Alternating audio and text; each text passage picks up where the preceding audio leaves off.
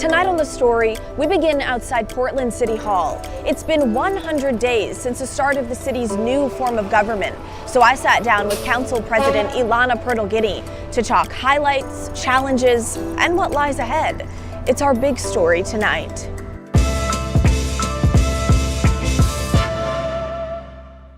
Yeah, so we're 100 days in, and I think that there are some things that Portlanders should hold us to by the end of the year. Today, I sat down for an exclusive one-on-one interview with Portland City Council President Elana Pirtle-Guiney. Aside from being president, she serves District 2, which is much of North and Northeast Portland, where she lives with her wife and 2 kids. As council president, she runs council meetings and decides which topics or ordinances will be discussed. So a fair amount of power. And under this new form of government, there are a dozen councilors instead of 4 commissioners.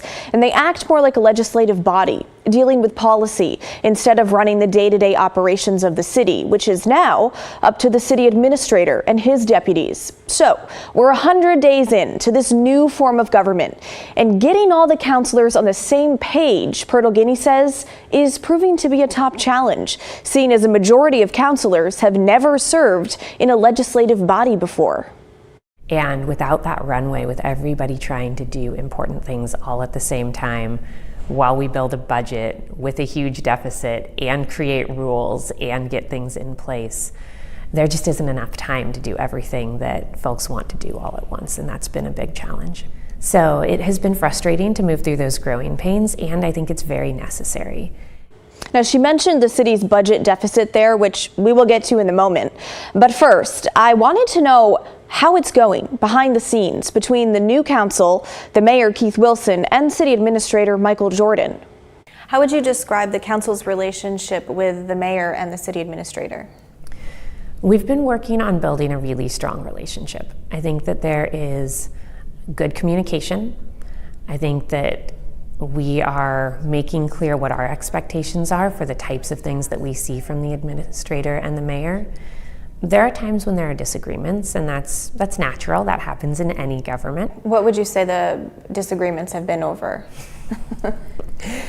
Council definitely wants a lot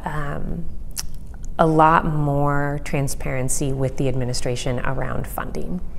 So in the past, funds have come into the city, and the mayor, or in the past form of government, the commissioner in charge, puts together a proposal for how they'll be spent and brings it to council. We've asked to make sure that we see those funds as soon as they hit the books in the city. Councilors are working to find ways to fill the city's $93 million budget gap. We're expecting a list of council's priorities in the coming days, but they're also waiting on the mayor's proposed budget, which he will release on May 5th. The city administrator already released his proposal in February, but his proposal only filled part of the gap, about $35 million, leaving the rest up to council to figure out. Well, I was a little bit frustrated that I didn't think he did many hard things. And you'll remember back to when council approved his nomination, and one of the questions councilors asked him is, if you are only here for a year, are you willing to do the hard things in that year? And then just a few weeks later, we got this proposal that had very few of the hard things done. That was frustrating. What are the hard things in your eyes? When you have a budget hole this big, there are going to be layoffs. And figuring out how we do that, whether that's through restructuring, whether that's through slimming down some of our work, that's a really hard thing. Deciding whether there are full programs that the city undertakes that we don't have the ability to afford anymore so that we can focus on core mission work of the city, that's a really hard thing. I remember the last time you and I talked about this, you mentioned there being some tension among city staff about if people had their jobs or not moving forward. Is that tension still very much real? It is, and I think it will be until we have the final budget proposal. If you know as a city employee that there are 93, actually 65. It's $65 million in cuts, and then the mayor's $28 million proposal to end unsheltered homelessness. That's how we get to the 93 number. So if you know that there are $65 million in cuts, plus potentially more cuts to make up for an additional program that the mayor is proposing, I think every city employee is nervous. Let's talk about that $28 million plan to end unsheltered homelessness. Do you think that will be funded completely, and is the mayor willing to budge on any of that? The mayor is putting in a lot of work to try to find outside funding for that, which I appreciate because we do have this large budget hole. I have shared with the mayor that from the conversations I've had with a number of counselors, I think it's going to be very important to be able to fund the shelters that we already have open. Okay, so it appears to President Pirtle-Guiney that it's still not entirely clear how the mayor's lofty $28 million plan to end unsheltered homelessness by the end of this year will be funded. Now, his plan is to open overnight congregate shelters and day centers. However, today, on a taping of KGW's Straight Talk this morning, he told us, and confidently, might I add, that he already has the money. Listen. I immediately started reaching out to city, to county, to metro, to state, and started working with all those individuals right now to fundraise. And they've stepped up. The Metro Council is providing $15 million for that plan. Well, not so fast. I talked with people at Metro today, and they said they have not handed over any of those dollars yet. In fact, Metro Council still has to vote on it later this month. Now, that $15 million from Metro would technically be given to Multnomah County, and commissioners there have already voted to send it to the city of Portland as a symbol of partnership. And it appears Mayor Keith Wilson is already claiming it for his shelter plan. But remember, his plan is for $28 million. So if he does get this from Metro, there's still $13 million left to find. So I asked his office today where that money would come from, and they only told me the city is, quote, actively exploring diverse funding partnerships. Do you think the mayor is focusing too much on funding efforts to end homelessness? That's his priority. He was elected to do that. I think it makes sense that that's where he's focusing his attention in the budget. That comes at a cost. That comes at a cost to the other general fund programs, and council will certainly have to debate whether that cost is worth it.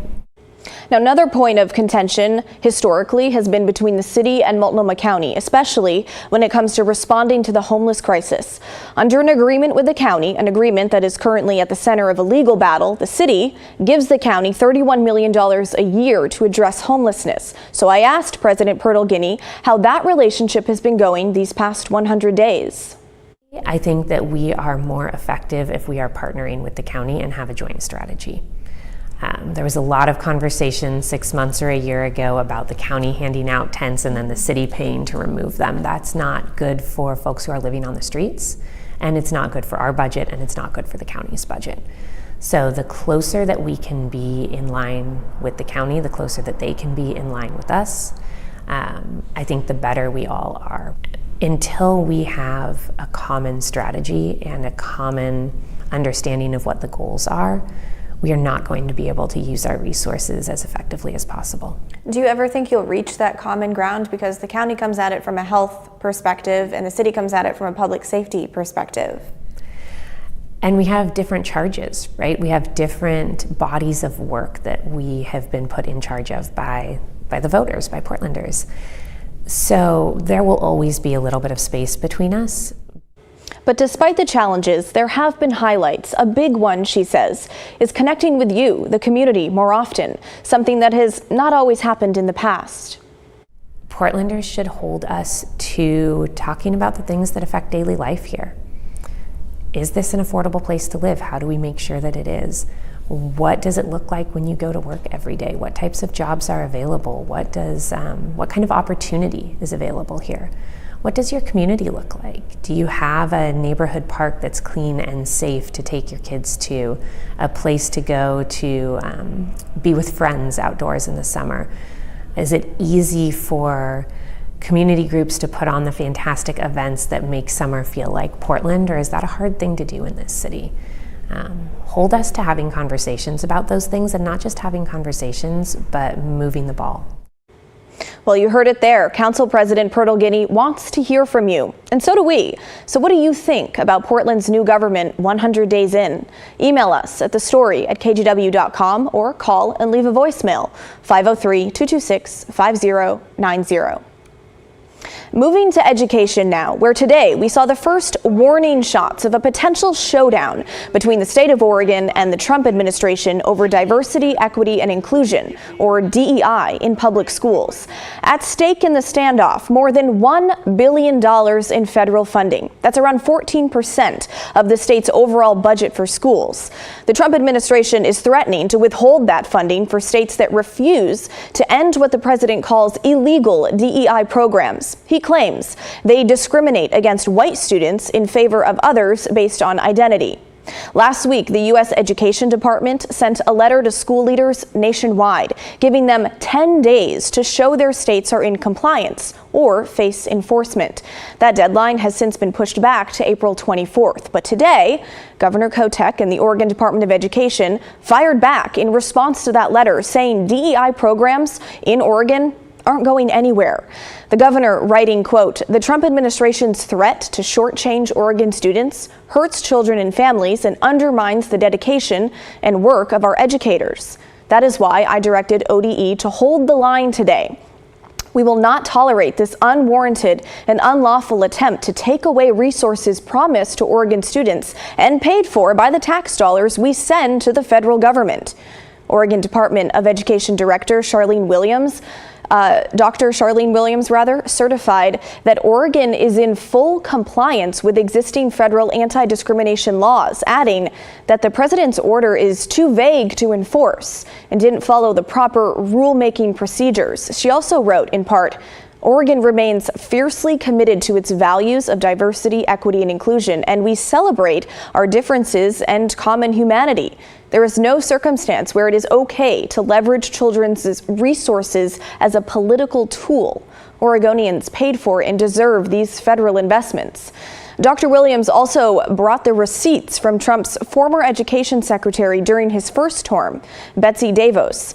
In 2020, DeVos wrote in a memo to the Department of Education staff that, quote, "diversity and inclusion are the cornerstones of high organizational performance," and went on to say, quote, "embracing diversity and inclusion are key elements for success for building strong teams." Dr. Williams argues the Education Department under Trump is shifting its position on the issue without explanation. And Oregon is not alone here, defying the push to do away with DEI. Washington, New York, Minnesota, California, and Vermont are also sticking with their DEI programs, testing the lengths the White House will go to implement its demands on the nation's schools. Well, turning now to some of your thoughts on our big story from last night regarding a potential ballot measure in Multnomah County that would force the county to pay up to $2,500 in property crime victims. We heard from John DiLorenzo last night. He's the local attorney behind this proposal. The proposal would require the county to create a crime victims compensation office to manage the claims and pay those claims within 60 days. It also prohibits the county from creating a new tax to fund this. DiLorenzo was very open in his admission that this proposal is meant to pressure Multnomah County leaders to take meaningful steps towards lowering property crimes, even if that includes making cuts or taking funding from other county departments to pay victims. The idea includes an out, so to speak, saying that if by the end of 2026, the FBI crime stats for property crimes and theft drop to levels from 2014 in Multnomah County, then the payments to victims would pause for 1 year. Now, in order to get this proposal on the ballot, DiLorenzo needs 30,000 signatures by the middle of September, a threshold that he's confident he can meet. The majority of you who shared your thoughts with us felt like a viewer named Chris, who wrote, "I would gladly sign the petition to put this measure on the ballot. I agree that it is time to help the normal, innocent people who are victims rather than pouring all of our money into helping homeless drug addicts and the mentally ill, enabling people who choose to live on the streets even when offered help." And Dennis told us, brilliant, refreshing idea. It would lead to a safe, thriving Portland once more, which would bring people and commerce back to the city, which in turn would help fix budgets. I think this is a logical consequence of the fact that the chair of Multnomah County Commissioners has been unresponsive to the needs of the community. This proposal brings out the fact that she is incapable of actually being an efficient administrator to get job done. This is a proposal that the voters can now put her feet to the fire and say, okay, you got to do it or get out. But not everyone thinks this proposal is the answer. A viewer named Steve was blunt in his email, writing, "This is a stupid idea. The county can't currently fund necessary public safety agencies. Also, public safety is not only about government enforcement, it's also about public participation and involvement. Paying crime victims reimbursement for losses just disincentivizes safety and security practices, responsible reporting, and cooperation with public safety officials." And Ann told us no on this. Prosecute the crimes. Money should go for that, not for paying people. We need to address all crime, not just poke at government to do something, which is what the creator of this crazy idea freely admits he's trying to do. Well, coming up next on the story, Oregon Attorney General Dan Rayfield presented his plan today to tackle organized crime across the state. What it would do, how much it would cost, and what needs to happen to get the plan off the ground. That's when the story returns.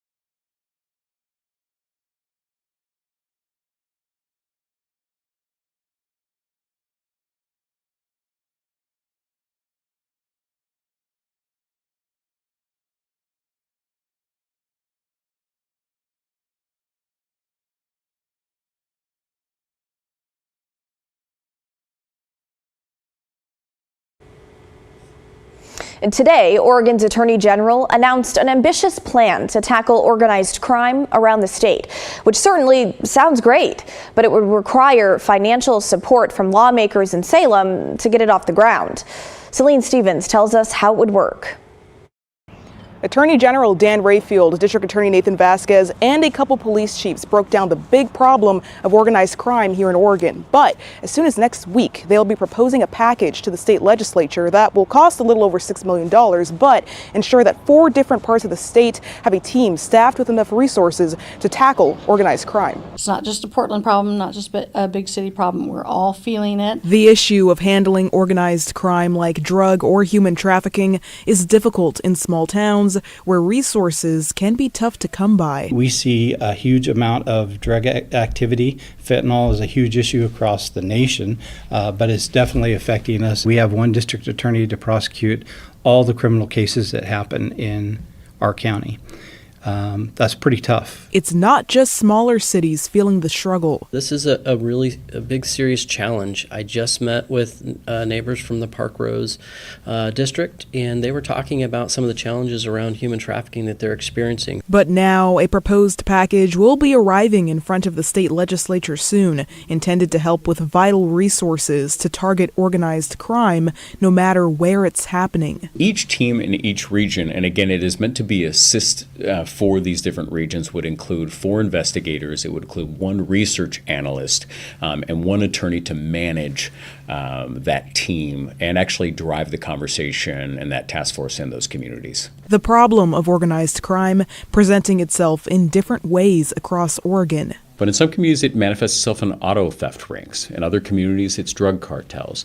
In other communities, you'll see human trafficking or sex trafficking or labor trafficking and illegal marijuana grows. The Oregon Department of Justice is requesting a little over $6 million for 2025 through 2027 to establish the teams, which would come from the general fund.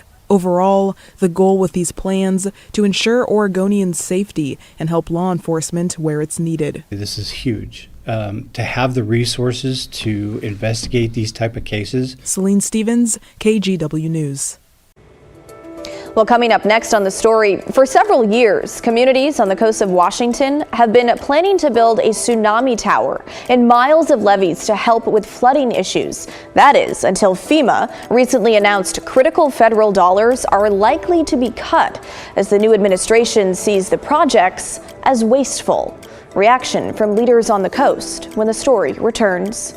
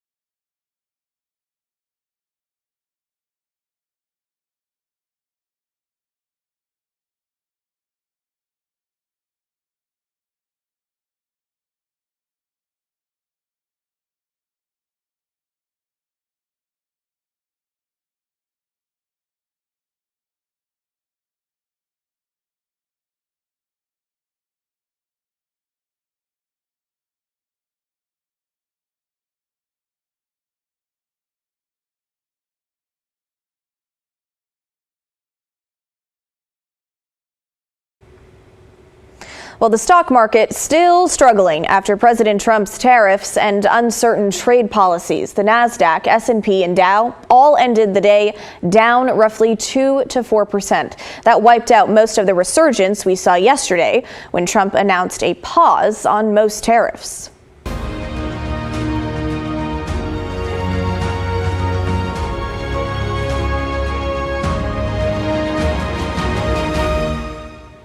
Well, our coverage of some federal funding worries continues, now on the coast of Washington state. That's where plans to build a tsunami escape tower could be canceled under federal budget cuts. That's because FEMA, under the Trump administration, considers the project wasteful.